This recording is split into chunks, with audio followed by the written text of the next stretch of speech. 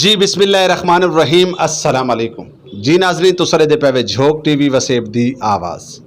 तुहाडी आवाज़ मेरी आवाज़ पूरे सराकिस्तान दी आवाज़। और नाजरीन मैं हाँ तुहाडा अपना खादम रिजवान हुसैन। और नाजरीन प्रोग्राम वसेब दे हालात घिन के हाजिर खिदमत से और प्रोग्राम वसेब दे हालात दे विच अज मौजूद हैं जनाब माहर अजमल खामोश साहब। सराकी वसेब दा बड़ा खूबसूरत नाम और यकीनन इन्होंने हमेशा हक की खातर आवाज़ बुलंद की है और हमेशा ही इन्हों की आवाज़ कहीं ना कहीं इशू के उत्ते बुलंद रही है और असा बहुत ज़्यादा शुक्रगुजार से माहर अजमल खामोश साहब तुहाडे। और नाजरीन पिछले दिहाड़ों के बल्कि अज तो तकरीबन कोई 2 साल पहले झोंक टीवी ने एक प्रोग्राम किया प्रोग्राम वसेब दे हालात। माहर अजमल खामोश साहब के इलाके के कुछ इशूज़ हैं जिन्होंने तो अस गुफ्तगू की और तुहाडी मेहरबानी है कि तुसां उन्हां प्रोग्रामां को शेयर भी किया और उन्होंने मतलब पसंद भी किया क्योंकि सारी कोशिश होंदी है कि सारे सराइकी वसेब दे किसी किस्म के कोई मसाइल हैं कोई बंदा मुश्किलात दे विच ते असां प्रोग्राम को तुहाडे तक घिन के हाजिर थियूं ताकि तुसां उनको हुकूमत बाला तक पहुँचा सको। तो अज अस जानते हैं माहर अजमल खामोश साहब को कि जेडे इशू के तुसां प्रोग्राम किया क्या वो तुहाडे मुतालबात पूरे थे या नहीं। अस्सलाम वालेकुम। वालेकुम अस्सलाम वरहमतुल्लाह वबरकातुहू। बहुत शुक्रिया भाई रिजवान, मैं शुक्रगुजार हाँ झोंक टीवी का और सारी टीम तुहाडी दा बहुत मेहरबानी। अच्छा तुसी सवाल किया कि कुछ अमल दखल थे या ना थे उनके उत्ते काम शुरू हो चुका है अलहमदुलिल्लाह। मैं शुक्रगुजार हाँ सैयद फ़खर इमाम शाह साहब का और डॉक्टर सैयद खबर अली शाह साहब का जिहड़ा कि 73 साल दे विच जहन च रखना है कि 73 साल दे विच ये पहली दफ़ा उस इलाके में सड़क दी जाती पई है। ये गल नहीं भूलनी सर तुसा खुश नसीब हुए कि तुहाको 73 साल एक सड़क मिल तो गई है। इत्थां लोग ऐसे हैं कि जिन्हां को 73 सालों दे विच डीवा ही नहीं मिला। वो भी अच्छा है, डीवा ना बोलने वाले कुछ भी नहीं मिलता क्योंकि जिहड़ा साइल है सदा करने वाला है खैरात उसनों दी जाती उन्होंने हक नहीं दिता जाता। वो सड़क जी 73 साल बाद बनती पई मेटल बनती पई जिस दे उत्ते सानूं थाने वजना पिया। मेरे कुछ दोस्त मेरे रिश्तेदार थाने डकींदे भी रह गए, झूठे परचे अजें भी चलते पे मगर वो रोड बनता पिया सराय सिद्धू तो बड़ा सरगाना शक्रूवाला बाटी बंगला ये सारा कवर होंदा पिया उस रोड की वजह तो अलहमदुलिल्लाह। मैं शुक्रगुजार हाँ जेडे दौरे इकतदार हाजिर जी टीम है पई जेडे लोग हैं पे सैयद ग्रुप मैं वोटर 3 नस्लों तो मैं उदों भी आख्या ही मगर सानू ना तो नौकरी दी जाती है ना दी गई ना दी जासी। स्कूल है उत्ते प्राइमरी स्कूल शकरू वाला मौजा असल तो नौकरी तो ही वास्ते नहीं देता उनको पता है भी आप माहर हैं आप डेरेदार हैं तो आपको नौकरी लेने की जरूरत कहीं नहीं बैठ ढेर सारे लोग जरूरतमंद बदन। मेरी गाल हुण पूरी मैनू करन दसो कि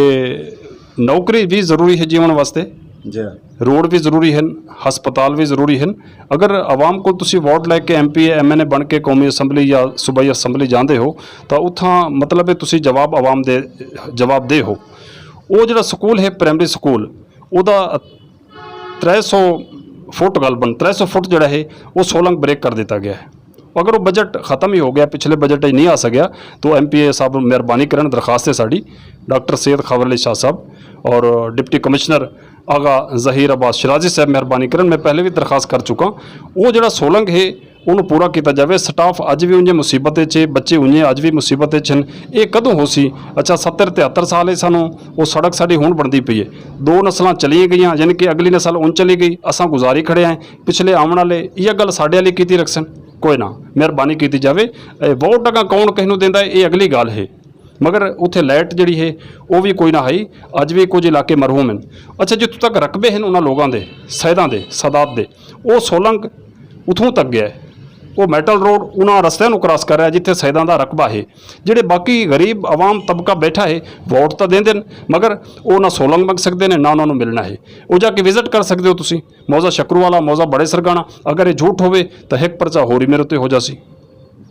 आप पिछली दफ़ा मतलब असा एक प्रोग्राम किया जिंदे मुतबादले तुसां दस्सिया कि उनदे नाल कुछ ना कुछ हलचल शुरू थी। हुण मतलब ये कि तुसां तुहाडा आखण दा मतलब तुहाडा मुतालबा है कि अगर वो बजट खत्म थी गया वो ग्रांट खत्म थी गई है तो MP MNA साहब को चाहिए कि उनको वो जड़ा मतलब कम स्टार्ट आई स्कूल तक क्योंकि देखो स्कूल दे विच तां इलाके दा हर बाल पढ़दा है हर मतलब आवन वंजण वाले शख्स वास्ते सहूलत होनी चाहिए और ऐसे काम ते ऐसे लोगों को करने चाहिए और ये तो समझ गिनो कि ਤੁਹਾਡੀ ਬਖਸ਼ਿਸ਼ ਦਾ ਜ਼ਰੀਆ ਵੀ ਹਨ ਔਰ ਤੁਹਾਡੇ ਮਤਲਬ ਇਹ ਸਮਝ ਗਿਨੋ ਕਿ ਦੁਨੀਆ ਔਰ ਆਖਰਤ ਦੇ ਵਾਸਤੇ ਵੀ ਅੱਛੇ ਕੰਮ ਹੈ ਆਖਿਰ ਦੇ ਵਿੱਚ क्या पैगाम देसो क्या आखसो कि मतलब है कि ਇਹ ਤੋਂ ਇਲਾਵਾ ਕੋਈ ਉੱਥੇ ਤੁਹਾਡੇ ਕੋ ਮੁਤਾਲਬਾਤ ਹਨ ਤਾਂ ਤੁਸੀਂ ਉਹ ਵੀ ਆਪਣੇ ਕਰ ਸਕਦੇ ਹੋ रिजवान भी बहुत शुक्रिया सब तो पहला और आखिरी मुतालबा वही है कि उस जोड़ा सोलंग है उसनों कंप्लीट किया जाए क्योंकि उत्थे गौरमेंट के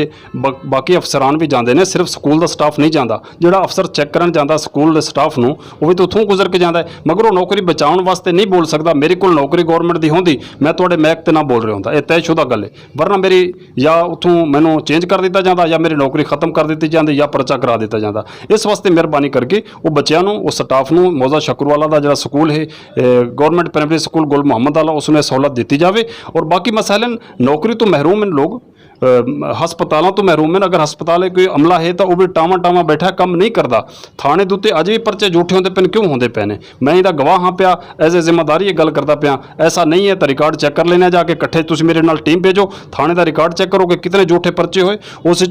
हुकूमत ने क्या साडे नाल कीता और उत्थों जो परचे जिनके उत्ते कीते गए वो कुछ बरामद हो सकिया या बंदे अपनी जमानतों से छुट गए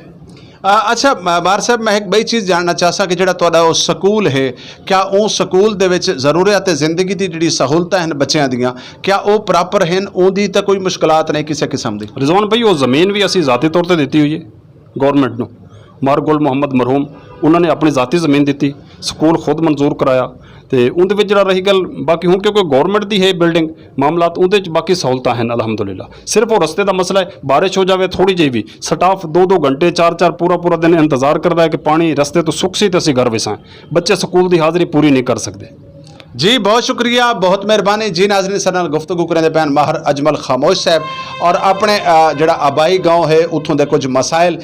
तुसां जानते पे आवे और अपने इलाके के मसाइल सबको दसेंदे पैन और मैं भी गुजारिश करे सा सैयद बिरादरान नो क्योंकि उन्हां दा ही हल्का है उत्थों के MNA MP वो हैं कि बराए मेहरबानी सैयद सखी होंदा है सैयद का काम होंदा है अपने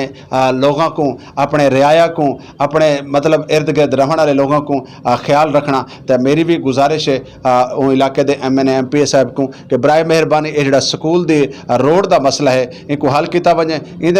देखो बारिश जिमें कि जिमें बड़ी खूबसूरत गल करें पैन महाराज अजमल खामोश साहब बारिश आवन के नाल बच्चों के कपड़े खराब बच्चे ढह पवन को टंग त्रुट वजे 100 मामलात हैं स्टाफ वास्ते बड़ी सारी मुश्किलात है तो नाज़रीन देते रहो झोंक TV वसेब दी आवाज़ जुड़े रहो इवें खूबसूरत स्टोरियाँ खूबसूरत प्रोग्राम अस तो लिखेंदे रहो अल्लाह हाफिज़ अल्लाह निगहबान।